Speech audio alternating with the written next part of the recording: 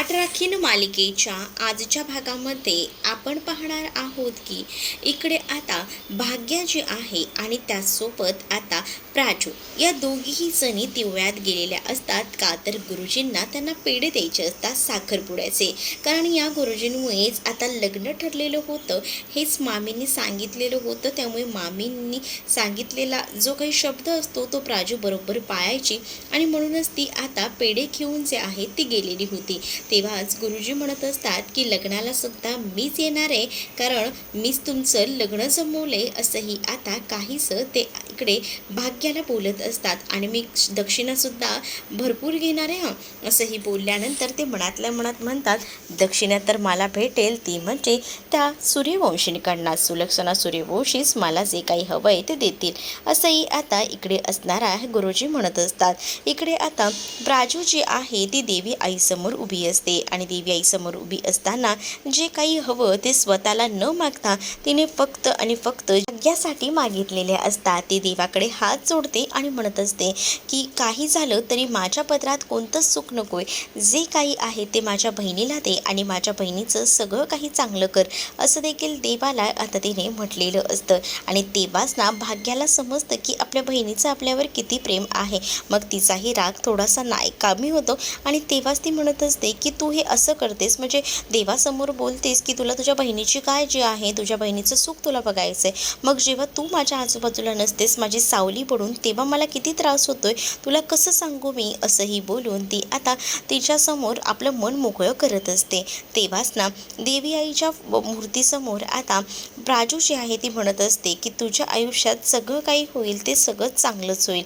ते सुलक्षणा आता प्राजूला भेटायला म्हणून इकडे आता घरी येऊन पोचलेली असते. आज तिकडे असणारे सगळे पेशंट जे आहेत ना ते सुद्धा बघत राहतात की एवढी मोठी असते इथे आली आहे ते सुद्धा ह्यांच्याकडे. मग तेव्हाच मामा पुढे सरसावतात आणि मामा म्हणत असतात की तुम्ही कसं इथे येणं केलं. त्याबरोबर आता सुलक्षणा सांगू लागतात की खरं तर मला ना प्राजक्ताला भेटायचं होतं. प्राजक्ता आमच्याकडे नोकरी करते म्हणजे शिक्षिकेचं काम करते आणि या मुलांना शिकवते. या मुलांना प्राजूची खूप जास्त आठवण येत होती. मग म्हटलं की चला मुलांनो मी तुम्हाला घेऊन जाते. मग त्याचसाठी मी आले होते. आता त्यावर मामा जे आहेत ते आतमध्ये आल्यानंतर सगळ्यांची ओळख करून देतात की या माझ्या सासूबाई आहेत आणि त्यासोबत ही माझी बायको चारुलता आणि त्यासोबत सुनबाई, या सगळ्यांची ओळख ना आता मामांनी करून दिलेली असते. आणि एवढी मोठी असते आपल्या घरात आली म्हटल्यावर ना तृप्ती तर काय बघायलाच नको. तृप्ती आता एक ना एक काही ना काही बडबडतच असते. तेच आता मामा जे आहेत ते म्हणत असतात की तुम्ही आलात आमच्याकडे, आम्हाला खरंच खूप बरं वाटलं. म्हणजे आम्ही विचारही केला नव्हता की आमच्या घराला तुमचे पावलं लागतील. तेव्हा खरं तर हे सगळे काही योग आलेत ते फक्त आपल्या प्राजूमुळे. खरं तर प्राजक्ताला भेटायलाच आम्ही इथपर्यंत आलो होतो. प्राजक्ताशी थोडं बोलायचं होतं. मग म्हटलं की जाऊया आपण घरी जाऊया प्राजक्ताशी बोलायला म्हणून आम्ही आलो होतो. मग आता ती बसलेली असतात तेव्हाच ना तुम्हाला चहा कॉफी आम्ही देतो, जरा थांबा. आणि तेव्हाच तृप्तीला सांगितलेलं असतं की त्यांच्यासाठी चहा कॉफीचं काही तो बेत कर. पण तेव्हाच ना तृप्ती म्हणत असते की ह्या आपल्याकडची चहा कॉफी कुठे पिणार, कारण ह्यांना त्या सगळ्या काही गोष्टी नाही चालणार. तुम्हाला कळत नाही आहे का, म्हणजे बाबा तुम्हाला एक गोष्ट माहिती आहे का की ही लोक आपल्यासारख्या चहा कॉफ्या वगैरे पित नाही, त्यांना वेगळं लागतं. आणि मग तुम्ही या गोष्टी कशा काय विसरताय. तेव्हाच आलं घातलेला चहा असेल तर चालेल मला असंही आता म्हटलं जातं. मग आलं घातलेला चहा चालणार आहे म्हटल्यावर आता इकडे मामा जे आहे ते तृप्तीला सांगतात की मग आलं घातलेला चहा त्याला चालणार आहे तर कर ना मग आलं घातलेलं चहा आहे ना आपल्याकडे आलं. मग तेव्हाच तृप्ती म्हणत असते की हो हो करते. आणि मग काय तृप्तीला आता जावंच लागतं आलं घातलेला चहा करण्यासाठी. तृप्ती जी आहे ती लगेचच आता किचनमध्ये जाते आणि चहा वगैरे बनवायचं बघते. इथे तेच वेळेला मला असं कळलं की तुमच्या मुलीचं लग्न ठरलं आहे, कारण प्राजक्ताने मला सांगितलं. मग म्हटलं की तुम्हाला यावं आणि तुमच्याशी बोलावं, तुम्हाला भेटावं यासाठी खरं तर मी आले होते. आणि म्हणूनच मग मी म्हटलं की जाऊन तुमच्याशी एकदा बोलून घ्यावं. यावं, तुम्हा सगळ्यांसाठी गिफ्ट्स आणलेत. आणि असं बोलून तिने आता जे काही गिफ्ट्स वगैरे आणलेले असतात ते आता सगळे दाखवू लागते. आणि जेव्हा ते गिफ्ट्स वगैरे ती दाखवत असते तेव्हा इकडे सगळीजण विचित्रच अवस्थेत असतात, कारण एवढी मोठी असते आपल्या घरात आली आणि भाग्याचं लग्न ठरलंय यासाठी खास करून आलेले आहेत. आणि त्याचबरोबर एवढं सगळं यांनी आणलंय म्हटल्यावर खूप जास्त आनंदच खरं तर झालेला असतो. इकडे चारुलताला म्हटलं जातं की खरं तर तुमची मुलगी कधी येईल असंही विचारलं जातं. तेव्हा आता खरं तर त्या दोघीही जणी देवळात गेल्यात, कधी येतील खरंच माहीत नाही, तोपर्यंत मी थांबते असंही आता इकडे असणारी सुलक्षणा म्हणत असते. आणि त्याच वेळेला मामा म्हणतात की येतीलच इतक्यात, कारण का आता बराच वेळ झाला आहे त्यांना जाऊन, तर थोड्या वेळात पोचतीलच त्या, असंही आता मामा म्हणू लागतात. तर आता तृप्ती चहा वगैरे बनवण्यासाठी आधी ऐकत नसते, पण मामानेच तिला हट्ट करून पाठवून दिलेलं असतं, कारण फक्त ना तृप्ती चान्सच बघत असते. तृप्तीला जास्त वेळ इथे थांबायचं असतं, यांचं काय काय बोलणं होतं हे सगळं काही तिला ऐकायचं होतं आणि त्याचसाठी ती इथं थांबलेली होती. पण तिला ना आता मामांनी किचनमध्ये पाठवून दिलेलं असतं. तेच आता इकडे गप्पा रंगलेल्या असतात आणि त्यावेळेला तुमचं नाव खरंच खूप मोठं आहे, तुमचं नाव मी ऐकून आहे. खरं तर तेव्हाच तुमचे जे काही इंटरव्ह्यूज छापून आले होते तेव्हाही मी बरंच काही लेक्स वगैरे बघितले होते आणि तेव्हाच मला वाटलं होतं की कसल्या आहे, म्हणजे तुम्ही म्हणजे तुमच्यासारखं जर असेल तर खरंच ना एक वेगळीच छाप पडते आणि खरंच एक वेगळीच एनर्जी तुमच्याकडे बघून मिळते असंही आता म्हटलेलं असतं.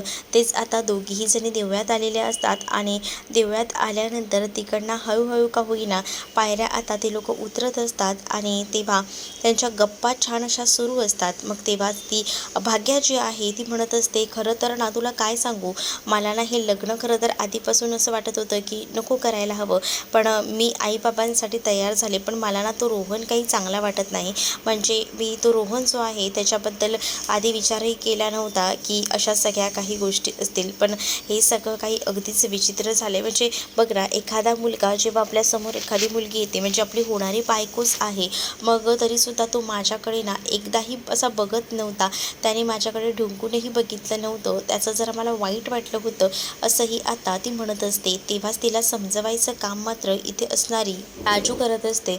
प्राजू तिला म्हणत असते की नको त्रास करून घेऊ, तुला माहिती आहे ना तुमचं अरेंज मॅरेज आहे, लव्ह मॅरेज नाही आहे. लव्ह मॅरेजमध्ये या सगळ्या काही गोष्टी ज्या आहेत त्या वेगळ्या पद्धतीने घडत असतात आणि हे सगळं काही आहे जे थोडं वेगळं आहे, थोडं समजून घे.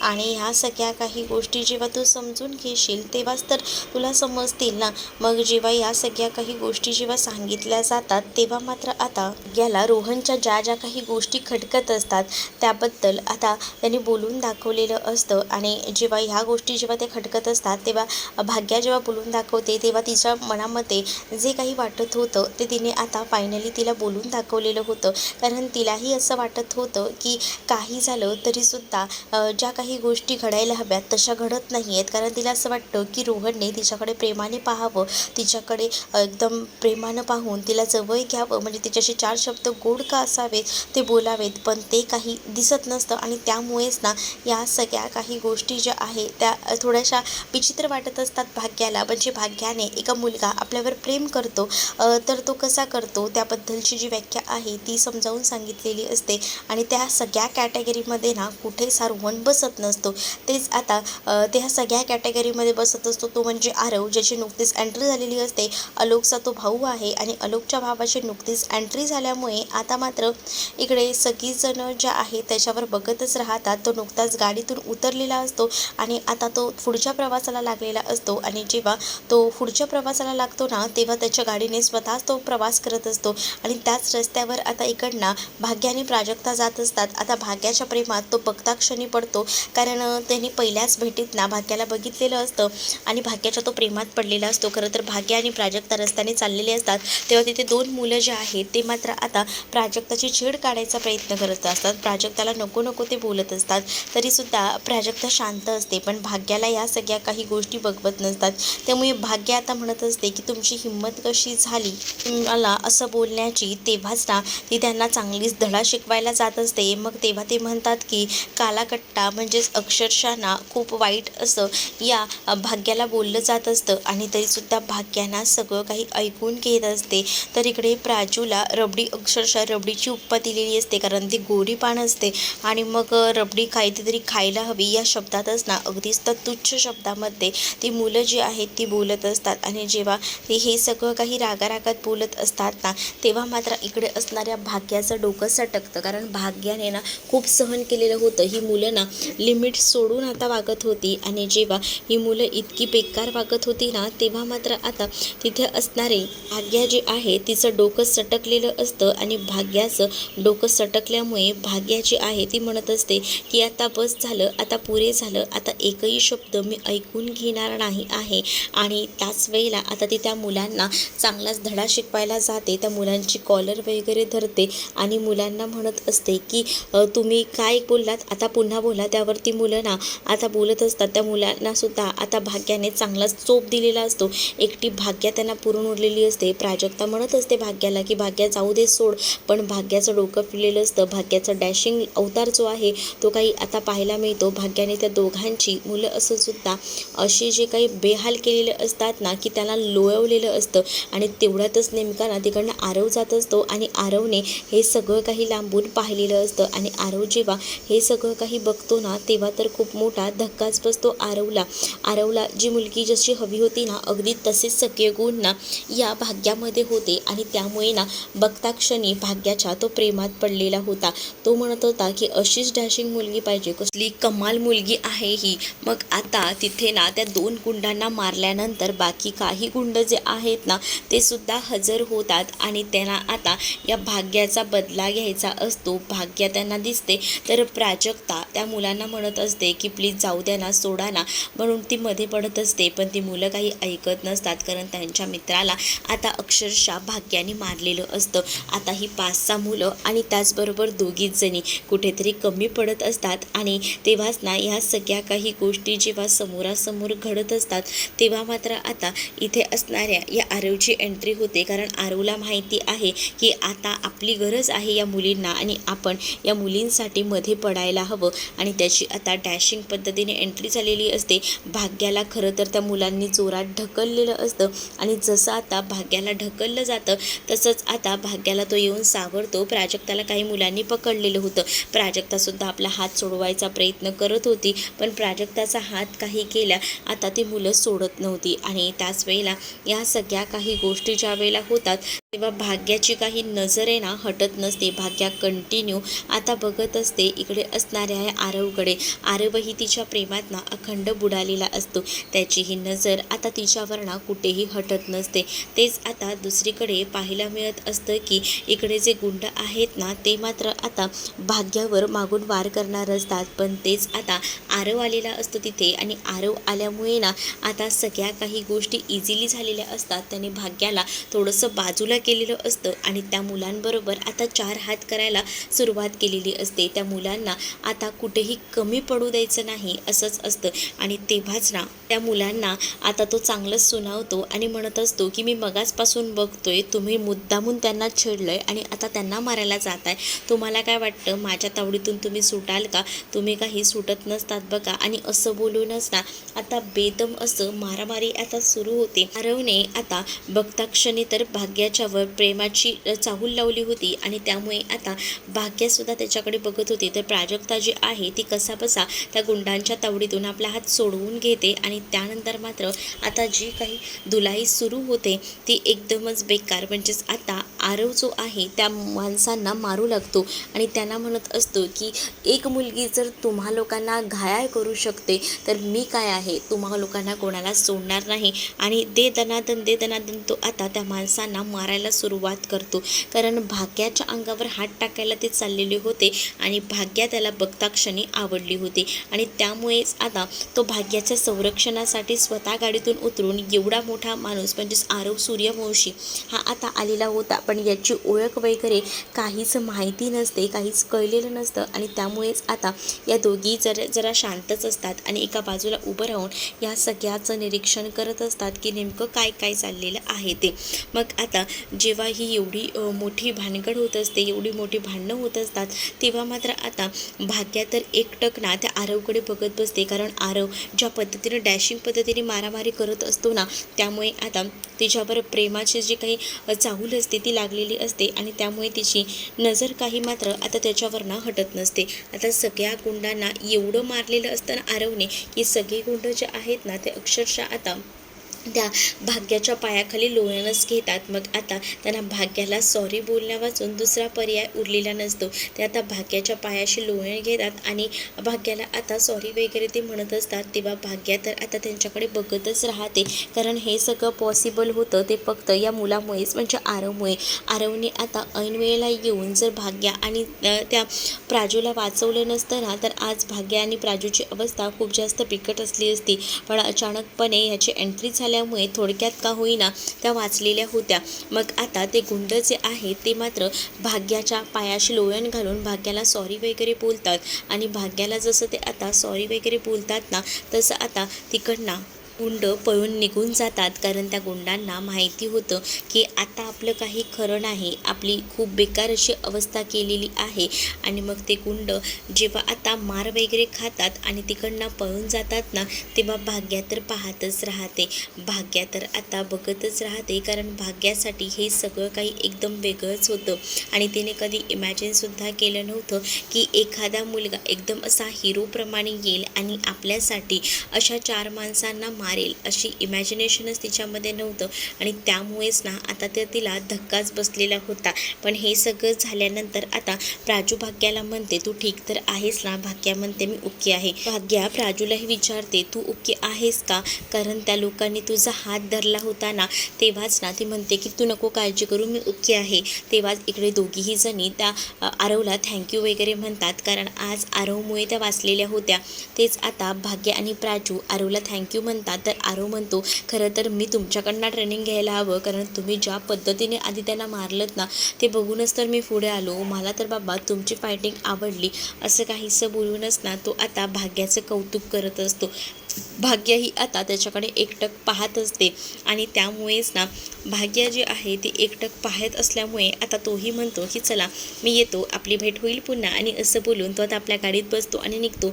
तेच भाग्याही प्राजक्ताला म्हणत असते की चल आता आपणही निघूया, कारण घरी आपली सगळीजणं वाट बघत असतील. कारण ऑलरेडी सुलक्षणा सूर्यवंशी घरी आलेली होती, पण हे प्राजूला माहिती नव्हतं. सुलक्षणा सूर्यवंशी जी आहे ती आता वाट बघत असते की प्राजू कधी येणार आहे. त्याच वेळेला इकडे जे मामा आहेत ते थोड्याशा गप्पा मारत असतात सुलक्षणासोबत. त्यांनी पेपरामध्ये सुलक्षणाबद्दल जे जे काही लेख वाचलेले असतात आणि त्याबद्दल आता बोललं जात असतं. आणि तेव्हा सुलक्षणा जी आहे ती थोडी धक्क्यात असते. कारण सुलक्षणाच्याबद्दल जे काही लिहिलं जातं त्या पद्धतीने सुलक्षणा असते असं नाही ना. कारण सुलक्षणा स्वतः किती त्रास सहन करते, किती या सगळ्यातून सफरमधून जाते, हे फक्त सुलक्षणाला माहिती आहे. कारण आलोक सूर्यवंशी जे आहेत ते जे आहेत ते कुठच्या लेवलला गेले होते आणि त्याच्यामुळेच आता आलोक सूर्यवंशींवर काय झालं होतं, या सगळ्या काही गोष्टी ज्या आहेत ना त्या फक्त आणि फक्त इथे असणाऱ्या या सुलक्षणाला माहिती होत्या. आणि त्यामुळे सुलक्षणाला ना या सगळ्याचा जो आहे तो त्रास होत असतो. आणि त्यामुळे सुलक्षणा जी आहे ती आता विचार करत असते. तेच दुसरीकडे आता पाहायला मिळत असतं की इकडे वाट बघत असतानाच कधी येणार आहे आमच्या प्राजू टीचर, असा आता मुलांचा हट्ट असतो. आणि त्याच वेळेला मुलं वाट बघत असतात आणि हे सगळं बघून माई आजी तर आता पाहतच राहते की प्राजक्ताचा मुलांना इतका कसं काय लळा लागला आहे. कारण प्राजक्ता मुलांना खूप छान पद्धतीने शिकवायची. सुलक्षणासुद्धा प्राजक्ताचं कौतुक करते आणि ती म्हणत असते की खरंच ना प्राजक्ता खूप छान शिकवते. आणि तेव्हाच ते तृप्ती चहा वगैरे घेऊन आलेली असते. तिने आल्याचा चहा आणून दिलेला असतो. आणि तेव्हाच ना भाग्या आणि त्याचसोबत प्राजू तिथे आलेले असतात. दोघीही जणी जेव्हा तिथे येतात ना तेव्हा ती मुलं जी आहेत ती बघून लगेच प्राजक्ताला मिठी मारायला जातात. आणि जेव्हा प्राजक्ता बघते तर ती चकित होते. कारण सुलक्षणा चक्क आता घरापर्यंत येऊन पोचलेली होती, ज्याची तिने अपेक्षाही कधीच केलेली नव्हती. तेव्हाच दुसरीकडे आता तू भाग्या ना तुझंच लग्न ठरलं आहे ना, असंही आता इथे असणारी सुलक्षणा भाग्याकडे बघून बोलू लागते. तर भाग्या हो असं म्हणते. भाग्याला हो असं म्हटल्याबरोबर ना इथे आता भाग्याला आता म्हटलं जातं की एकच मिनटं थांब आणि भाग्यासाठी सुलक्षणाने दागिना आणलेला असतो आणि तो दागिनासुद्धा आता तिने दिलेला असतो. आणि जेव्हा तो दागिना तिच्यासमोर ठेवला जातो ना, तेव्हा ती खूप जास्त विचार करू लागते आणि इकडे तर असणाऱ्या प्राजूला तर खूप मोठा धक्का बसतो. म्हणजे प्राजूला कळतं की मी जॉबला येत नाही आहे, पण ह्या सगळ्याचा असं नाही, तिला आता धक्का बसलेला असतो. कारण भाग्याला देताना त्यांनी सांगितलेलं असतं की तुझं लग्न ठरलं आहे, त्यामुळे माझ्याकडनं तुला हे छोटंसं गिफ्ट, पण हे छोटंसं गिफ्ट वगैरे काही नसतं, हे एवढं मोठं गिफ्ट असतं. आणि त्यामुळेच ना प्राजूला तर धक्काच बसतो. सोबतच ना चारू आणि माई आजी त्या तर त्यांना तर कळतच नसतं की हे नेमकं काय चाललं आहे. म्हणजे असे दागिने वगैरे दिले जातात आणि छोटीसं गिफ्ट आहे असं म्हटलं जातं आहे, त्यामुळे कुठेतरी ना विचार करण्यासारखी गोष्ट असते. तेच पुढील भागातमध्ये पाहायला मिळतं. इकडे प्राजूला सांगितलेलं असतं की तुझ्या जॉबचं काय ते बघ, पुढे काय होईल काही सांगता येत नाही, कारण का लग्नाची गडबड आहे. तेच आता सुलक्षणाही म्हणत असते की जे काही झालं आहे त्याच्यासाठी मी तुझी माफी मागते, पण तू चल असं बोलून आता तिला सांगितलं जातं. पण त्याच वेळेला ना इकडे जी प्राजू असते ती म्हणत असते, पण तो माणूस कोण आहे ते तुम्ही मला अजूनही सांगितलं नाही आहे, ते प्लीज मला सांगा ना की तो माणूस नेमका कोण आहे ते. आणि तेव्हाच ना इकडे आरवची एंट्री झालेली असते आणि आरव म्हणत असतो की माझ्या आलोक दादावर तुम्ही इथे काय करताय ना, या सगळ्या गोष्टी मला कळत आहेत, त्यामुळेच मी इथे आलेलो आहे बघायला की तुमचं नेमकं काय काय चाललेलं आहे ते. तुम्ही आलोक दादाला आउट हाऊसमध्ये ठेवलं आहे हे सुद्धा मला कळलेलं आहे. हे सगळं कशासाठी तुम्ही केलं आहे, तुमचा ना मला म्हणून तर राग येतो. आता आरव बोलत असतो. तर तुम्हाला हा भाग कसा वाटला आहे कमेंटमध्ये मला नक्कीच सांगा. अशाच अपडेट्ससाठी चॅनलला सबस्क्राईब नक्कीच करा. चला तर मग भेटूया पुढच्या भागामध्ये. तोपर्यंत टाटा बाय. व्हिडिओ आवडला असेल तर लाईक करायला विसरू नका.